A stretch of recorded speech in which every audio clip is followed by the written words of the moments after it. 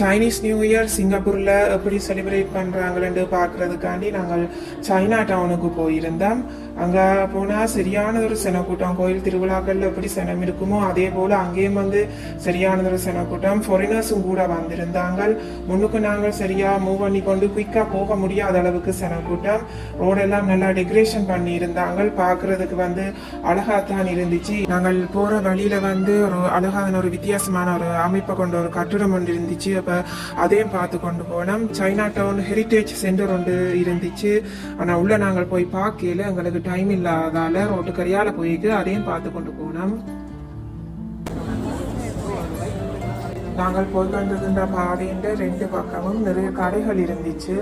அங்கே வீட்டுக்கு நாங்கள் வடிவுக்கு வைக்கிற சாமான்கள், பொம்மைகள், ஃபேன்சி ஐட்டங்கள், டெக்கரேஷன் ஐட்டம், மற்றது சின்ன பிள்ளைகள் விளையாடுற டாய்ஸ், அப்படியே நிறைய ஐட்டங்கள் போட்டிருந்துச்சுன்னா மற்ற சின்ன சின்ன சாப்பாட்டு கடைகளும் அங்கே போட்டிருந்துச்சு.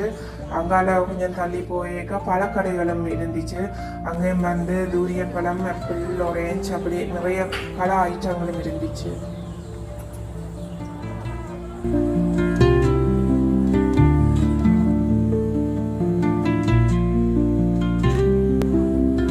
அங்கே இருக்கிற ரெஸ்டாரண்ட் எல்லாமே சரியான ஒரு க்ரௌட், இருக்கிறதுக்கு இடமும் இல்லை. இருக்கிறாக்கள் போனால் தான் மெட்டாக்களை உள்ளே கூப்பிடலாம். அப்படி அந்த அளவுக்கு சரியான ஒரு செனக்கூட்டமாக இருந்துச்சு. ஆக்கள் கியூவில் வாங்கி கொண்டு போனதையும் காணக்கூடியதாக இருந்துச்சு. இங்கால போக கோயில் ஒன்று இருந்துச்சு. கோயிலை சுற்றித்தான் இப்படி நிறைய டெக்கரேஷன்கள் பண்ணியிருந்தாங்க. பார்க்க நல்ல வடிவாக அழகாக இருந்துச்சு. இந்த கோயிலுண்ட அமைப்பை பார்த்தால் சினிமா படங்களில் வருகின்ற ஒரு பங்களாண்ட அமைப்பை போல இருந்துச்சு பார்க்க. அப்படியே ஒரு பிரம்மாண்டமான நல்ல ஒரு தோற்றமாக இருந்துச்சு பார்க்க. அப்படியே சுற்றி பார்த்து கொண்டு வந்தோம். ஆனால் கோயில் பூட்டி இருந்துச்சு, உள்ளே போய் பார்க்க முடியலை.